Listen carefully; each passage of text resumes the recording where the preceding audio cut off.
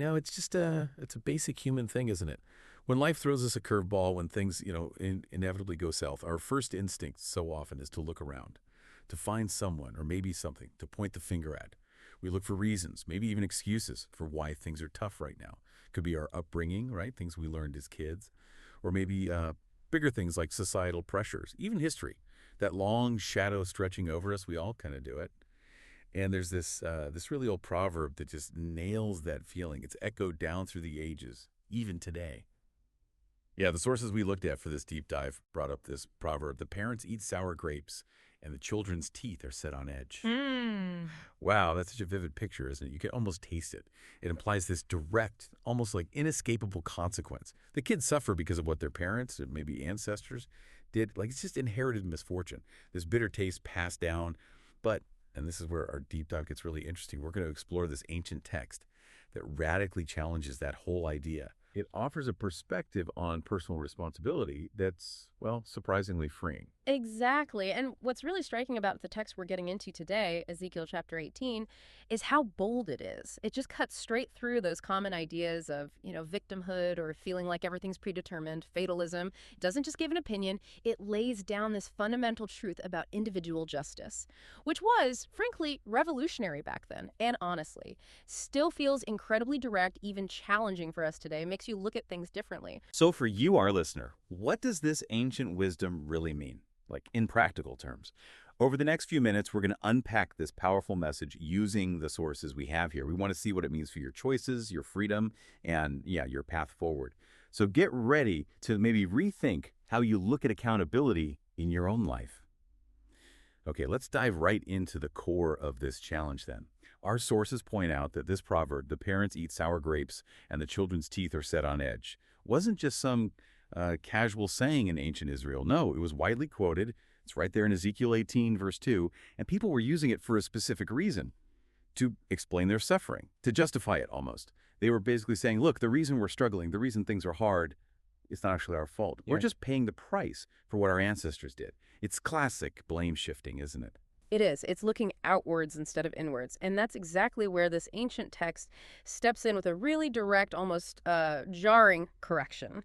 The response attributed to God in Ezekiel 18, verse 3 is absolutely emphatic. As surely as I live, declares the sovereign Lord. And that title itself emphasizes ultimate authority. Quote, you will no longer quote this proverb in Israel. That's not a suggestion. It's a complete stop, shutting down that whole way of thinking. And then the core principle is laid out immediately in verse 4. Crystal clear, for everyone belongs to me. The parent as well as the child both alike belong to me. The one who sins is the one who will die. Now, the implication there, as the reflections we've studied highlight, is huge. It directly counters what you might call a fatalistic attitude. You see, if you believe your destiny is sealed by the past, maybe inherited sin or just generational bad luck, well, why bother trying to change? Why repent? Why strive for better if it's all predetermined anyway? This text just slams the door on that. It insists there's an opportunity to repent and change, which that kind of blame game denies, by saying every soul belongs to God and the sinner is the one who dies for their sin. It establishes that divine justice is fair, it's precise, and crucially, it's individual. It's not like a family debt that gets passed down. It's a personal account. That is a really powerful shift in perspective, isn't it? And think about how that connects to, well, to right now, to our world. How often do we hear people, or maybe even catch ourselves saying similar things? Blaming the system or saying it's my generation's fault, or even just, well, that's how I was raised. This ancient challenge pushes us to look inward, to ask, okay, what does this mean for me, for my choices today? It's not just about not blaming others. It's about reclaiming your own power in a way. Realizing that your present, your future, they're shaped by your choices, not just echoes of the past. How does that change things for you starting now? And to make this principle absolutely clear, to really ground it, the text then gives us this fascinating, really detailed case study. It's in Ezekiel 18, verses 5 through 18. It's like a little story almost. It shows the idea playing out across 3 generations. It's a really vivid way to make this concept of individual accountability come alive. Exactly. It starts with the righteous man. He's the father in this sequence. And the text is very specific about his actions in verses 5 to 9. It says he does what is just and right, but it doesn't leave it vague. It lists things. He avoids idolatry, doesn't worship at mountain shrines, doesn't look to idols. He respects boundaries, doesn't defile his neighbor's wife. He acts with integrity in business, returns pledges for loans, shows compassion, gives food to the hungry, clothes the naked, and importantly, he doesn't lend money just to exploit people with high interest. He judges fairly, follows God's laws, and the outcome, stated with total certainty, that man is righteous, he will surely live. His life reflects his actions. Okay, but then comes the twist, the part that really hammers the point home. We meet his son, the wicked son, verses 10 to 13. And the text makes a point of saying the father has done none of them. So the father's goodness, his righteousness, he didn't automatically transfer. It's not inherited like eye color. This son is the opposite. He sheds blood, worships at those shrines, defiles his neighbor's wife, oppresses the poor, commits robbery. He doesn't return pledges, looks to idols, and unlike his father, he lends for profit, exploiting others. The text calls these detestable things, and that's consequence just as stark. He will not live. Because he has done all these detestable things, he's to be put to death. His blood will be on his own head. There's no blaming dad. His choices, his consequences. Right. And then the cycle completes with the righteous grandson. This is verses 14 to 17. And maybe this is the most powerful part. It emphasizes that this grandson sees all the sins his father commits. And though he sees them, he does not do such things. He sees the bad example, the path his father took, and he actively chooses differently. He deliberately avoids the idols, the sexual impurity, the oppression. He gives to the hungry, clothes the naked, just like his grandfather, keeps the laws. And his outcome, just as clear, he will not die for his father's sin, he will surely live. And just to make sure we get it, the text repeats, his father will die for his own sin. It's just an incredibly clear illustration of personal choice trumping lineage. Wow. What really jumps out at you, our listener, hearing that generational story? For me, it just shouts that character, your moral compass. It isn't some hand-me-down thing. It's not genetic. It's not predetermined. It's a choice, a daily choice, really.